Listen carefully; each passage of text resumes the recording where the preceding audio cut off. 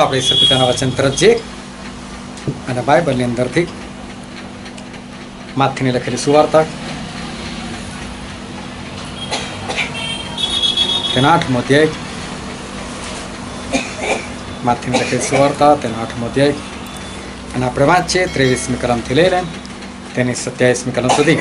માથી 8 23 થી 27. અને હોડી પર તે ચડ્યો ત્યારે તેના શિષ્યો તેની સાથે ગયા અને જુઓ, સમુદ્રમાં એવું મોટું તોફાન થયું કે તે હોડી મોજાઓથી ઢંકાઈ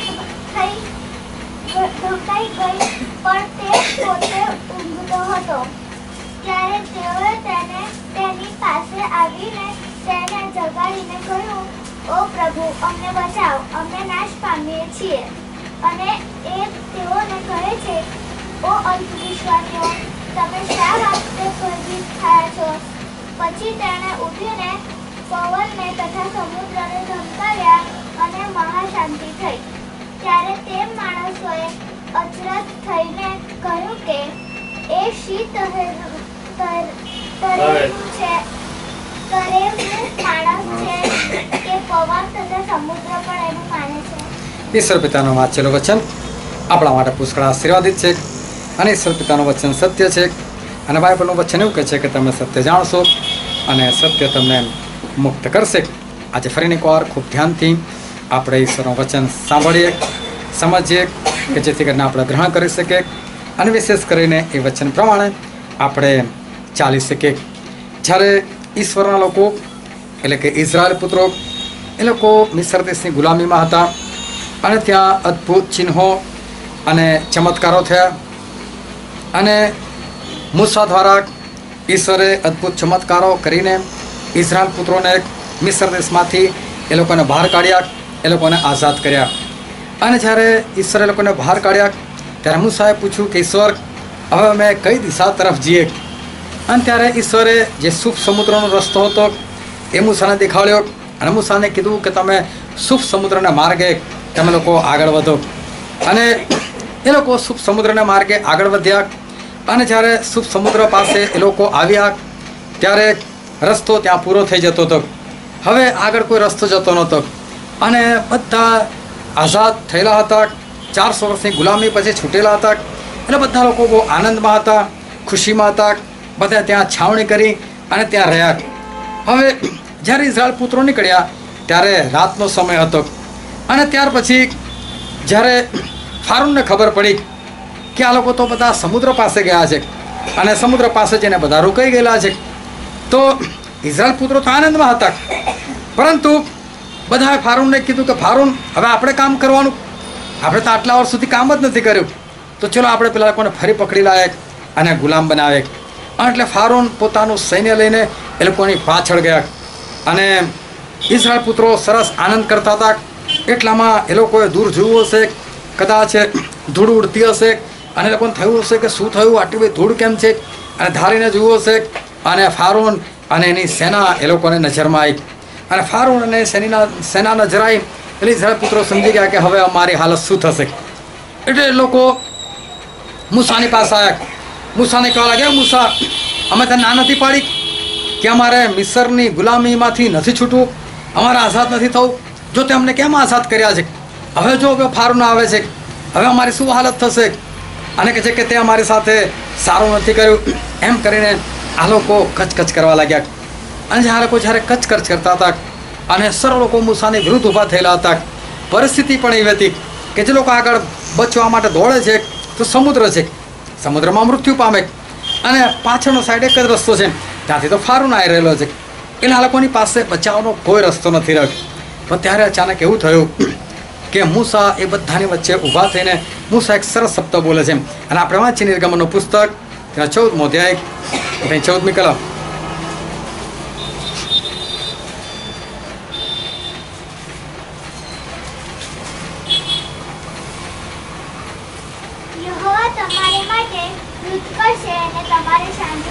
હા, મૂસા એકલા આવી પરિસ્થિતિની અંદર એવું કહે છે કે તમારે બધાએ શાંત રહેવું અને યહોવા તમારા માટે યુદ્ધ કરશે. કેટલું અદભુત! આગળ બી મોત છે, પાછળ બી મોત છે. અને ફારૂનની સેના એ તો કૂદકે ને ભૂસકે આગળ વધી રહેલી છે. કોઈ સમય જ નથી વચ્ચે કે ચલો આપણે પ્રાર્થના કરીએ કે આપણે કંઈક ઉપવાસ કરીએ, કશું જ નથી. હવે તો બસ થોડી સેકન્ડોની અંદર આ બધું હતું ના હતું થઈ જાય. અને એવી પરિસ્થિતિમાં પણ મૂસા કેટલા શાંતિથી જવાબ આપે છે. આને કહે છે કે યહોવા તમારા સારા યુદ્ધ લડશે, તમારે શાંત રહેવું, તમારે બધાએ શાંત રહેવું. અને આજે ઈશ્વર તમારો બચાવ કરશે અને ઈશ્વર તમારા માટે યુદ્ધ લડશે. હવે ધ્યાનથી સમજો કે શાંત રહેવું, તમારે બધાએ શાંત રહેવું. અને શાંત રહેવું એટલે શું? શું શાંત રહેવાનો અર્થ એવો થાય કે બસ તમે હાથ પર હાથ ધરીને બેસી રહો, તમારે કશું જ નહીં કરવાનું અને જે કંઈ કામ છે એ ઈશ્વર જ કરી નાખશે? પરંતુ ત્યાં ઈશ્વરનો એક અવાજ આવ્યો મૂસાને, અને ઈશ્વરે મૂસાને કંઈક કીધું. આપણે વાંચ આગળની 15મી અને 16મી કલમ. અને યહોવાએ મૂસાને કહ્યું કે તું મને કેમ પુકારે છે? ઈશ્વરે પુત્રોને કહે કે તેઓ આગળ ચાલે, અને તું તારી લાકડી લઈને તારો હાથ સમુદ્ર ઉપર લાંબો કરીને તેને 2 ભાગ પાડી નાખ. અને ઈસ્રાયેલ પુત્રો પૂરી જમીન પર ચાલીને સમુદ્રની મધ્યે થઈને જશે. હા, ઈશ્વરે મૂસાને એવું કીધું કે મૂસા તારી લાકડી હાથમાં લે અને પછી તારો હાથ કે સમુદ્ર પડી લાંબો કરકે છે આને કંઈક તું સમુદ્રના 2 ભાગ કરી નાખ. હવે જો સમુદ્રના 2 ભાગ એની પહેલાં કદી થયા નથી, એના પછી પણ થયા નથી, પણ એની પહેલાં નથી થયા. અત્યારે આપણને કદાચ કોઈ વિશ્વાસ કરવાનો કહે તો આપણો વિશ્વાસ બની શકે કે ભૂતકાળમાં આવું બનેલું છે એટલે આજે ઈશ્વર ફરી એવું કરશે. પણ મૂસાએ તો કદી સાંભળ્યું જ નથી. અને ઈશ્વર મૂસાને શું કહે છે? તું લાકડી લે તારા હાથમાં, સમુદ્ર પડી લાંબી કર અને સમુદ્રના 2 ભાગ કરી નાખ. હવે મૂસાને વિચારતો હોય ને કે હું મારી લાકડી હાથમાં લઉં અને સમુદ્ર પડી લંબાવું, પણ એનાથી 2 ભાગ કેમ ના થાય? 2 ભાગ તો થવાના નથી એવી રીતે કે આપણે લાકડી લંબાય અને સમુદ્રના 2 ભાગ થઈ જાય, આ બની ના શકે.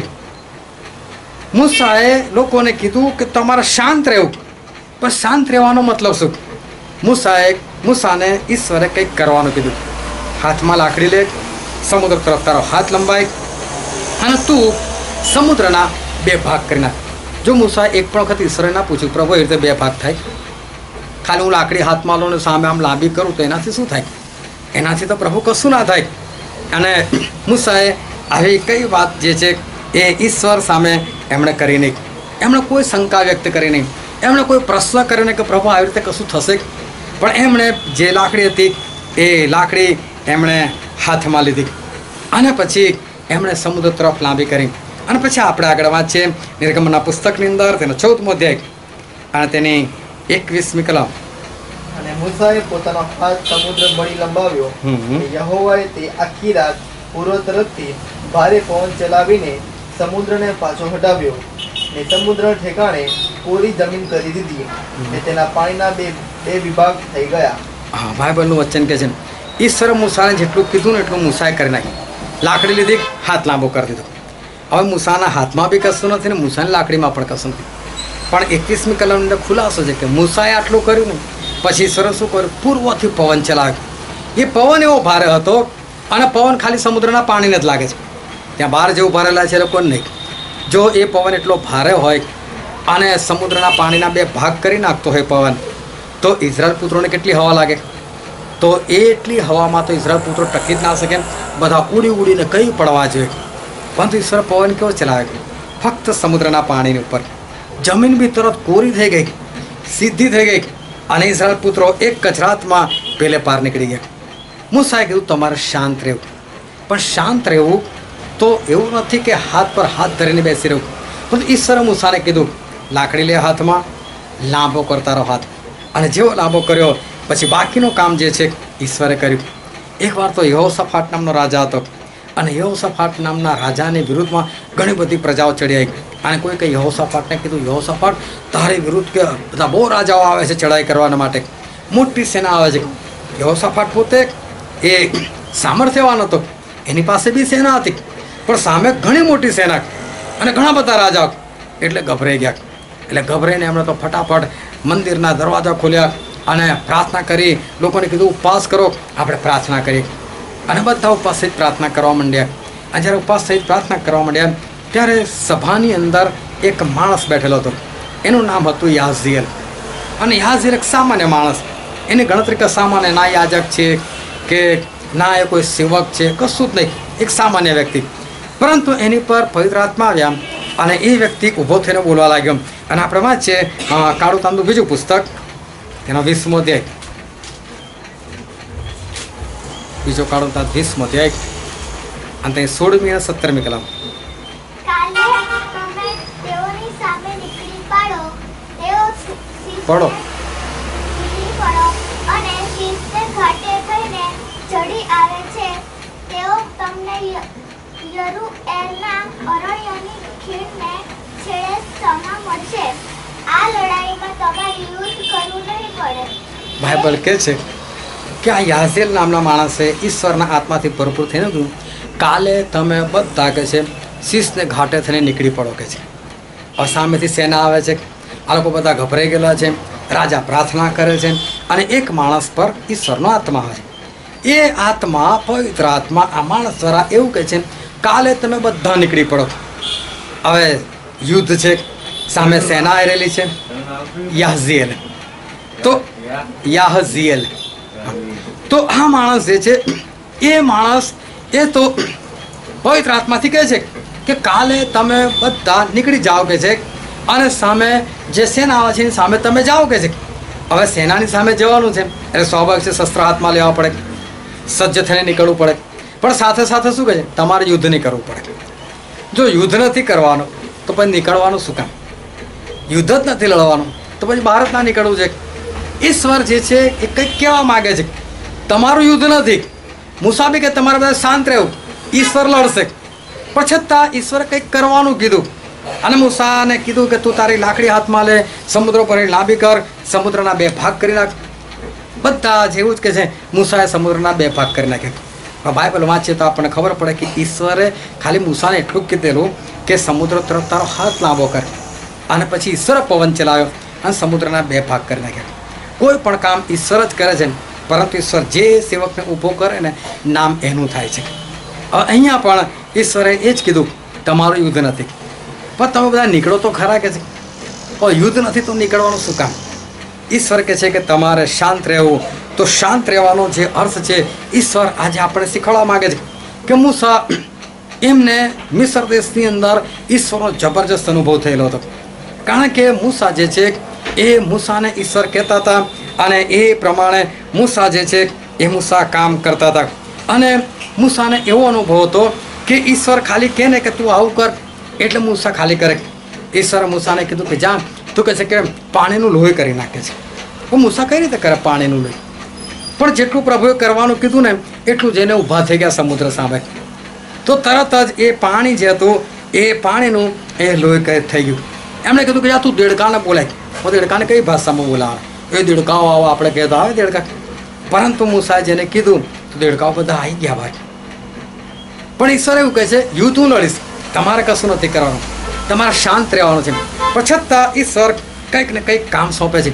ઈશ્વરે મૂસાને કીધું મૂસા કે છે તું ધૂળ છે ને ધૂળ એને કે તું તારા હાથ પર લે અને પછી કે આમ નાખ કે છે અને ધૂળ એણે નાખીને તો આખા મિસ્ર દેશની અંદર બધાની ઉપર જુઓ આવી ગઈ.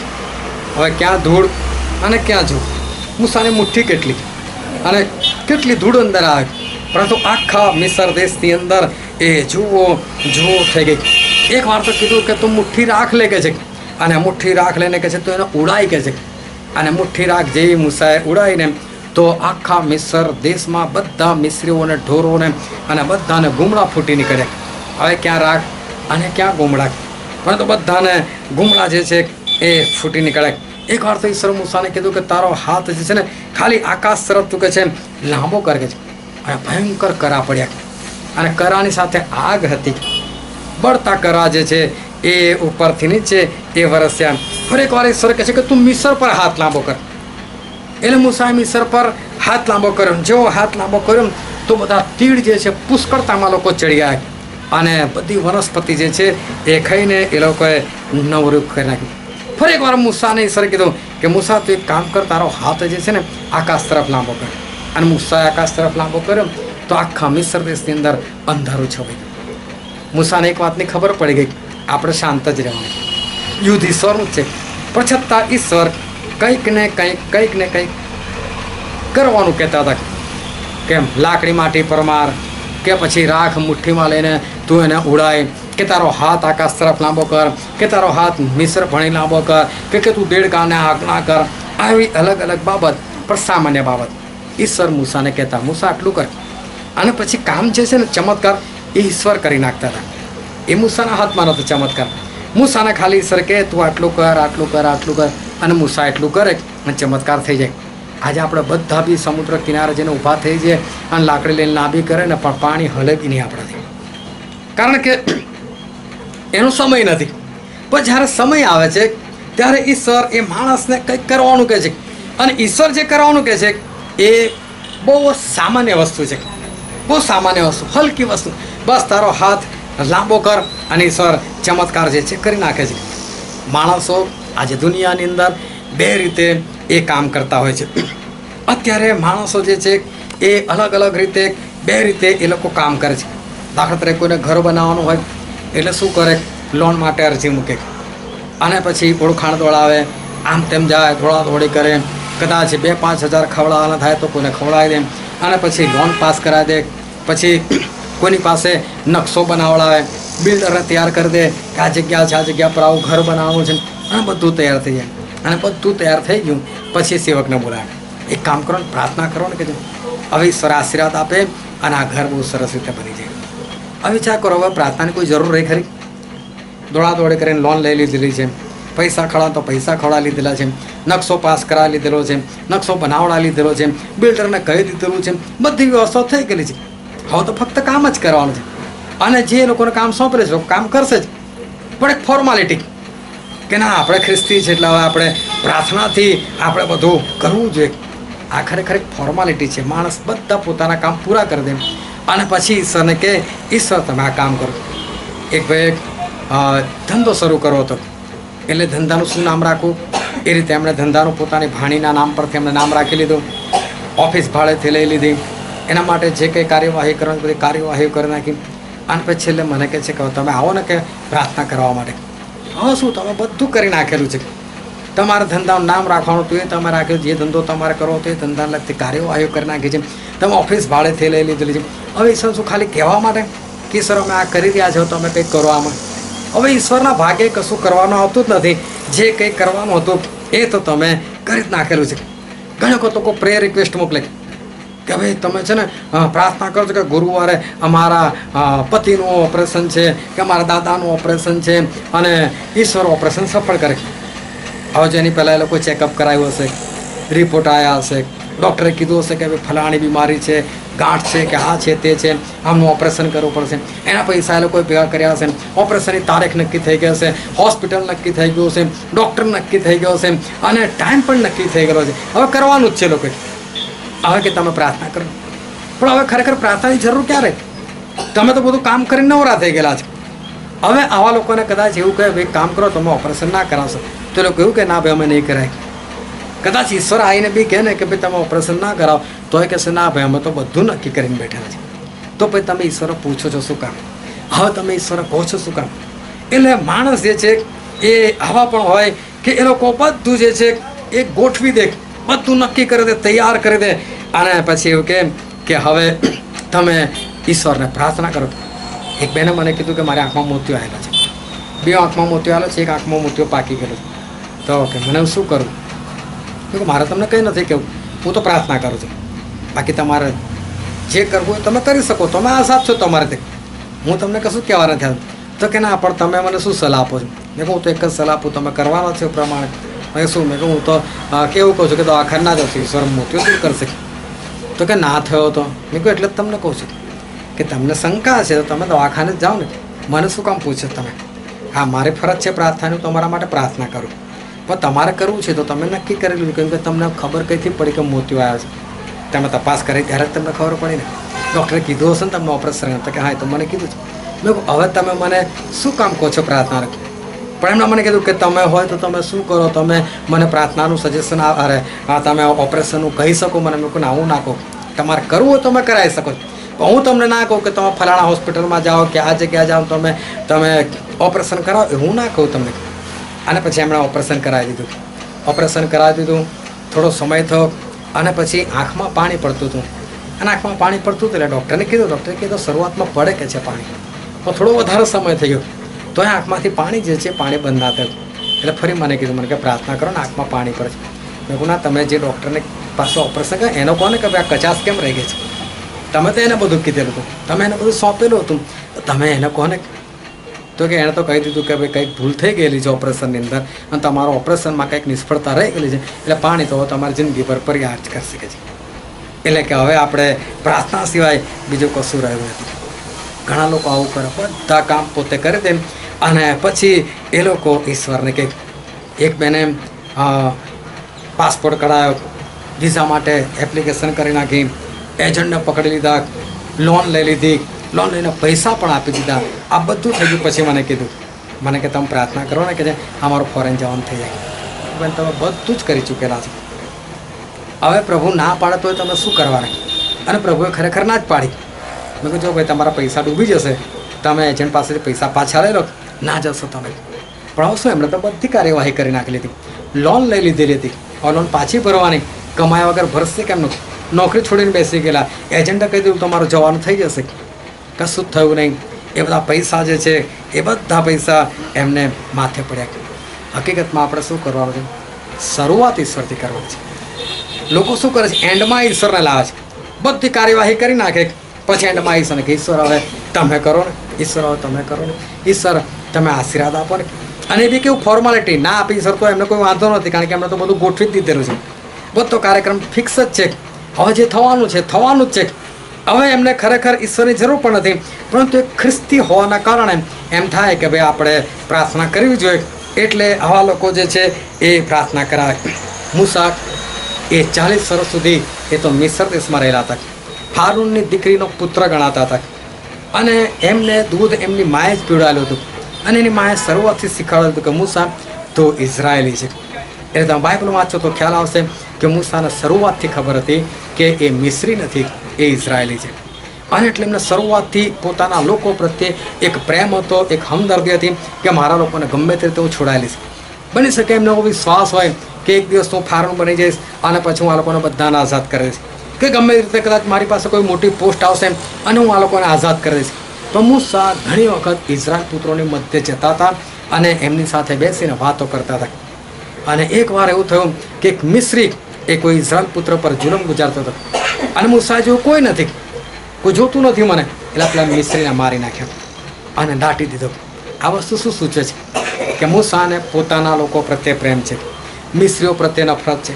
એ ચાહે છે કે મારા લોકો આઝાદ થઈ જાય. તો એમને મનમાં એવું હશે કે હું આજ ને કાલ આ કામ કરી શકીશ. થયું નહીં આ કામ. અને એવું થયું કે ફારૂનને ખબર પડે ગઈ કે મૂસા તો અમારી વિરુદ્ધનો છે. એટલે મૂસાને મારવા માટે મોકલ્યા. એટલે મૂસા ત્યાંથી ભાગી ગયા. અને મૂસા ભાગી ગયા અને મિદ્યાન દેશમાં જઈ રહ્યા. ત્યાં જઈને એમણે લગ્ન કરી લીધું. લગ્ન તો કર્યું, પણ એક રાજકુમારી જિંદગી જીવનાર એ હવે ઘર જમાઈ બનીને રહે છે. એટલે એમના અહમની ઉપર કે પછી એમની જે વાસ્તવિકતા હતી એ વાસ્તવિકતા બિલકુલ વિપરીત થઈ ગઈ. કઈ લોકો પર અમલ કરનાર એક રાજકુમાર અને કઈ એક સાસરીની અંદર ઘર જમાઈ બનીને રહેનાર વ્યક્તિ. અને મૂસાને ઈશ્વર પર વિશ્વાસ તો હતો જ. એટલે મૂસા પ્રાર્થના બી કરતા છે, પ્રભુ આ મારી પરિસ્થિતિ બદલી નાખો, મને અહીંથી બહાર કાઢો, મને બી એક ઘર આપો, હું પણ મારું જીવન જીવું. પરંતુ 40 વર્ષ બીજા વીતી ગયા, પરંતુ મૂસા એ એના ઘર જમાઈ જ રહે. હવે કોઈ માણસ એક વખત પ્રાર્થના કરે, વર્ષ પ્રાર્થના કરે, 2 વર્ષ કરે, 5 વર્ષ કરે, પણ એની પરિસ્થિતિ જ ના બદલાય તો એ માણસ એના અંદરથી આખો તૂટી જાય. મૂસાને એટલો તો વિશ્વાસ છે કે ઈશ્વર છે, બીજું કોઈ છે નહીં. એટલે ઈશ્વરમાં છે, ઈશ્વરને છોડ્યા નથી, પણ સાથે સાથે પોતાની બધી ઈચ્છા અને બધી યોજના પડી ભાંગી છે. કશું થતું નથી. ઈશ્વરને પ્રાર્થના કરું છું તોય કશું થતું નથી. અને એટલે મૂસા જ્યારે 80 વર્ષના થયા ત્યારે ઈશ્વર આઈને દર્શન આપે છે અને મૂસાને કહે છે, મૂસા ચલ, હું ઇઝરાયલ પુત્રને છોડાવવા આવ્યો છું, તારા દ્વારા કામ કરીશ. હવે મૂસા બહાના કરે છે કે ના પ્રભુ, મારે નથી આવે.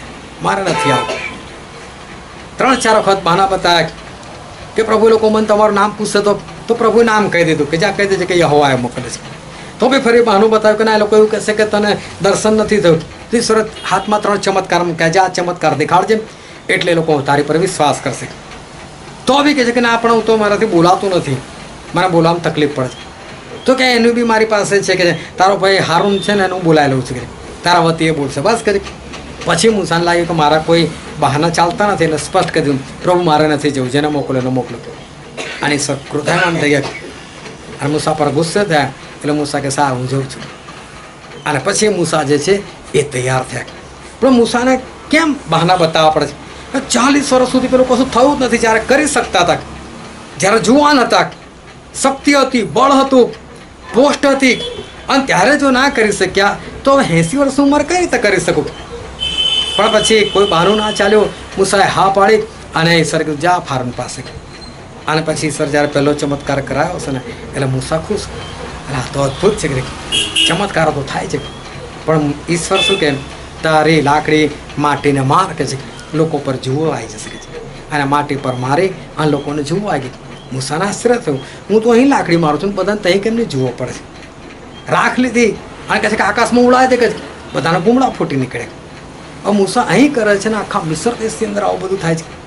એટલે મૂસાને એક વસ્તુ ખબર પડી ગઈ કે ઈશ્વર માણસ પાસે ખાલી કરાવવા ખાતર કંઈક કામ કરાવે છે, બાકી ચમત્કાર તો ઈશ્વર જ કરે છે. અને એ જે અનુભવ હતો એના કારણે સમુદ્રમાં આગળ રસ્તો નથી ને પાછળ બી રસ્તો નથી. ત્યારે મૂસા એક જ વ્યક્તિ એવા જે એમ કહે છે એમ કે તમારે શાંત રહેવું, ઈશ્વર તમારા માટે યુદ્ધ લડશે. કેમ આટલો બધો વિશ્વાસ? કે મૂસાને જબરદસ્ત અનુભવ જે છે, અનુભવ એ થઈ ગયેલો છે કે ઈશ્વર જે છે એ અદ્ભુત ચમત્કારો કરે છે. ઇબ્રાહિમ જુઓ કે આપણા વિશ્વાસીઓના પિતા ગણાય, કે જેટલા વિશ્વાસ કરે છે એ લોકોના પિતા એ તો ઇબ્રાહિમ કહેવાય.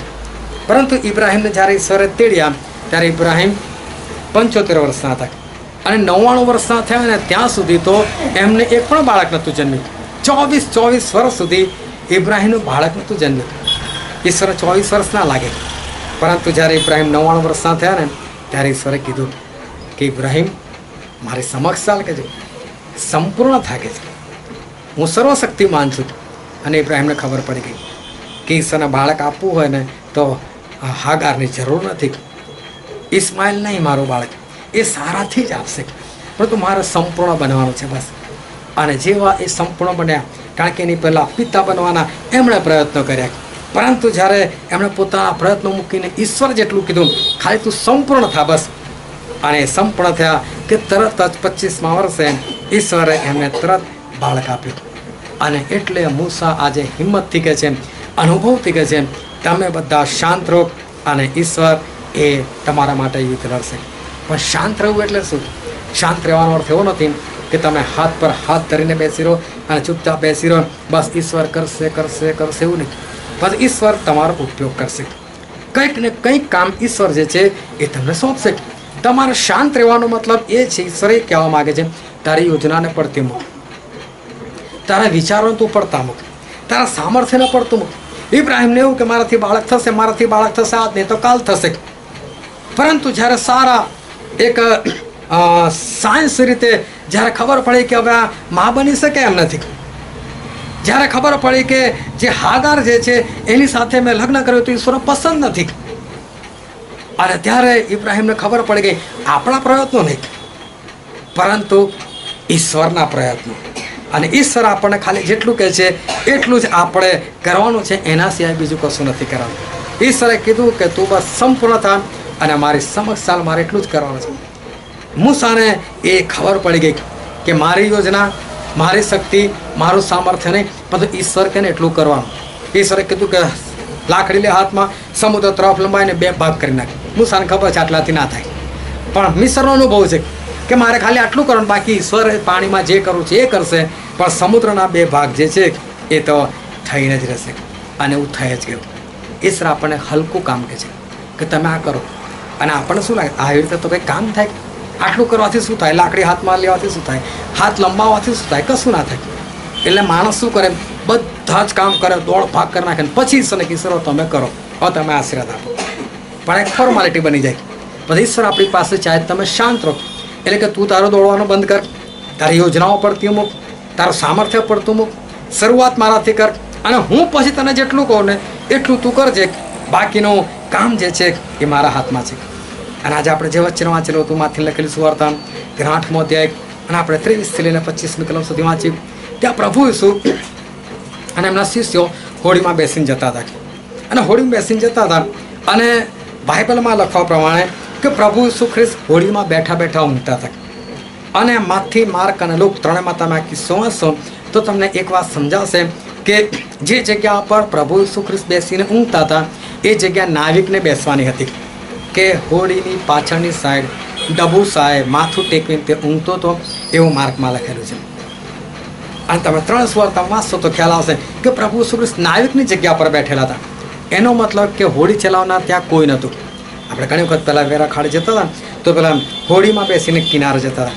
તો આપણે બધા આગળ અને ચલાવનાર સૌથી પાછળ, અને હોળીમાં સૌથી પાછળની જગ્યા પર બેસવાનું છે. હું ઇઝરાયલ ગયો ત્યારે એવી જ બનાવેલી હોળી એ લોકોએ કીધું કે પ્રભુના સમયમાં આવી જ બનાવટની હોળી હતી. એટલું કે અત્યારે મશીનો આવી ગયા અને ત્યારે પણ ચલાવનાર પાછળ જ બેઠેલો હતો. અને ત્યાં એક એવું આસન જેવું હોય છે કે માણસ નીચે બેઠો હોય ને એના છાતીની ઉપર સુધી આસન, ત્યાં આગળ માથું ટેકવીને માણસ શાંતિથી ઊંઘી શકે. અને પ્રભુ ઈસુ ખ્રિસ્ત એવી રીતે ઊંઘતા હતા. અને અચાનક તોફાન થયું. તોફાન થયું. બાઇબલની અંદર એવું લખેલું છે કે લહેરો એ મોજાઓ એટલા બધા ઉછળવા લાગ્યા કે હોળી પાણીથી ભરાઈ જવા લાગી. હવે મોજા આટલા ઉછળે ને પાણી અંદર પડે તો પ્રભુ ઈસુ ખ્રિસ્ત પર બી પાણી તો પડે ને, એટલે પ્રભુ ઈસુ ખ્રિસ્ત બી જાગી જાય. ગમે તેવું હોય એમાં જાગી જાય. પણ 12 શિષ્યોમાં 4 તો માછીમાર હતા. પિત્તર, યોહાન, યાકૂબ, નોન, આંદ્રિયા. હવે 4 જણા તો અનુભવ કે જો આવું બધું થાય ને તો ફટાફટ હોળીમાંથી પાણી કાઢી નાખવાનું. અને દરેક હોળીની અંદર એ લોકો ડોલ ડબલા આવું રાખે કે કદી આવી કંઈ સંકટ મુસીબત તકલીફ આવી જાય તો હોળી ખાલી કરતા ફાય. એટલે આ લોકોએ બધાને કીધું છે ભાઈ આવું કરો. એટલે બધા મંડી પડ્યા હશે કામ કરવા માટે. પરંતુ જ્યારે એ લોકોથી કશું ના થયું એટલે લોકો પ્રભુ ઈસુ પાસે દોડ્યા. અને પ્રભુ ઈસુ પાસે દોડીને એવું કહે છે, હે ઈસુ, અમે નાશ પામી રહ્યા છે. આગળ તું સૂઈ રહ્યો છે કે પ્રભુ ઈસુ સૂઈ નતા રહ્યા. એ આ લોકોને જોઈ રહેલા હતા કે આખો શું કરે છે. એટલે આંખો બંધ કરી દીધી. તમારે કરવું છે ને કામ તો તમે કર્યા કરો. પણ પછી બી એ લોકોને લાગ્યું કે આપણે નહીં બચી શકીએ. અને વાંચો તો આપણે એની 25મી કલમ. જ્યારે તેઓએ તેની પાસે આવીને તેને જગાડીને કહ્યું કે ઓ પ્રભુ, અમને બચાવ, અમે નાશ પામીએ છીએ. હા, આ લોકો બૂમ પાડે, અમે નાશ પામીએ છીએ કે પ્રભુ અમને બચાયેલો કે છે. હવે આટલું તોફાન થતું હોય, પાણી અંદર આવી જતું હોય, હોળી પાણીથી ભરાઈ જતી હોય અને પ્રભુ હજુ બી ઊંઘ્યા કરે. આ વસ્તુમાં જ દમ નથી. માણસ જાગી જ જાય, તોફાન આવે એટલે જાગી જાય, હોળી હાલમ ટોલમ થાય જાગી જાય. પરંતુ પ્રભુ શું આંખ બંધ કરીને બેસી રહ્યા છે? કારણ કે આ લોકોને કામ કરતા જોઈએ. લખ્યું નથી બાઇબલમાં કે આ લોકો કામ કરતા હતા, પણ એક જ વાક્યથી વસ્તુ સાબિત થઈ જાય છે કે ચોક્કસ આ લોકોએ બચવાના માટે પ્રયત્ન કર્યા છે.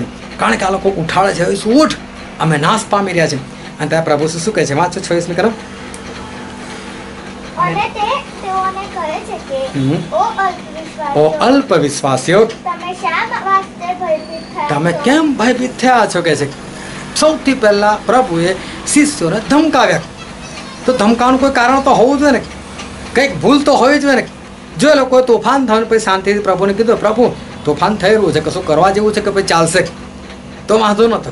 પણ આ લોકોએ કરવાના પ્રયત્ન કરી નાખ્યા છે, થયું નથી.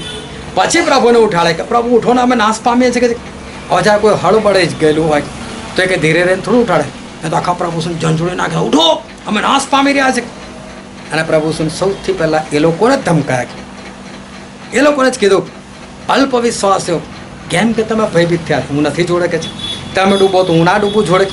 પણ હું હોઉં જેણે સમુદ્રને બનાવ્યો છે, તો સમુદ્રની તાકાત નથી કે મને ડૂબાડે ને હોળીને ડૂબાડે. હોળીને ચલાવનાર જ કોઈ નથી. ચલાવવાની જગ્યાએ તો હું બેઠેલો છું, અને હું બેઠેલો છું, બેઠો બેઠો સૂઈ જાઉં, તો એ હોળી તો એની પોતે ચાલતી હતી ને. તો પછી એ હોળીને ડૂબાડી કોણ શકે? એ હોળી એ બીજું કોઈ નહીં, આપણું શરીર છે. અને જ્યાંથી આપણા શરીરનું સંચાલન થાય છે એ આપણું હૃદય છે. અને એ હૃદયની અંદર પ્રભુ ઈસુ રહે છે. અને પ્રભુ ઈસુ રહે છે ને તો જ્યાં સુધી માણસ એના પોતાના કામ કરે છે ને ત્યાં સુધી પ્રભુ આંખ બંધ કરીને બેસી રહે છે. પરંતુ જ્યારે એ માણસ પ્રભુને કહે ને, પ્રભુ તમે કંઈ કરો, તો પ્રભુ આંખ ખોલીને કહે કે ભાઈ તું શાંતિ રાખ, હું લડીશ. અને પછી પ્રભુ ખાલી એટલું જ કેમ, લાકડી લે, હાથ લંબાય, લાકડી લે, માટી પરમાં રાખ ઉઠાય, હવામાં નાખી દે, નાના નાના કામ સાથે. ઈશ્વર આવું બધું ના કે તું અહીં દોડાદોડી કરે, પેલી દોડાદોડી કરને, આ જગ્યા પર જાને, પેલું કામ કરને, પછી તારું કામ થશે, એવું નથી કહેતા ઈશ્વર. ઈશ્વર બધા પાસા પોતે ગોઠવે છે, જેથી કરીને આપણે કહી શકીએ કે આ કામ ફક્ત અને ફક્ત ઈશ્વરે જ કરેલું છે.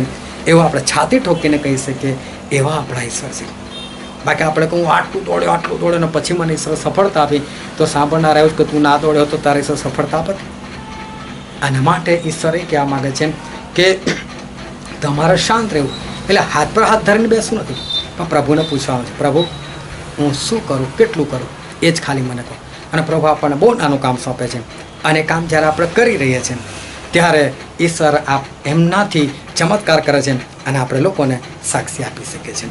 આવો આપણે આંખોને બંધ કરીએ અને આપણા મસ્તકો એ જીવતા તેની હજરોમાં નમાય કે જે રાજા છે, જે મહાન માલિક છે, જે આપણને પુષ્કળ પ્રેમ કરે છે. વાલો આ સમય છે કે આપણે આપણી જાતને તપાસીએ અને આપણે પોતાની જાતને સવાલ કરીએ કે મારું કામ કેવું છે. શું હું મારા બધા કામ કર્યા પછી પ્રભુને જગાડું છું, કે મારા કામ શરૂ કરતાં પહેલાં જ ઈશ્વરને કહું છું. હું સારા પ્રયત્ન કર્યા પણ કંઈ જ ના થયું.